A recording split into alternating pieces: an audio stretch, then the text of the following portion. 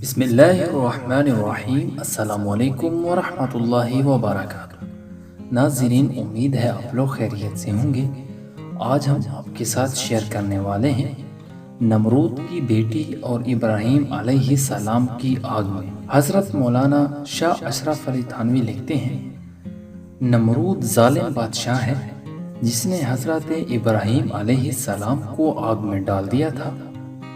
اس کی یہ بیٹی جس کا نام رائزہ ہے اوپر کھڑی دیکھ رہی تھی۔ دیکھا کہ آگ نے حضرت ابراہیم علیہ السلام پر کچھ اثر نہ کیا۔ پکار کر پوچھا کہ اس کی کیا وجہ ہے؟ آپ نے فرمایا کہ خدا تعالی نے ایمان کی برکت سے مجھ کو بچا لیا ہے۔ کہنے لگی کہ اگر اجازت ہو تو میں بھی آگ میں آؤں۔ آپ نے فرمایا، لا الہ الا اللہ ابراہیم خلیل اللہ کہہ کر چلی آؤ۔ وہ کلمہ پڑھتی ہوئی بے دھڑک آگ کے اندر چلی گئی۔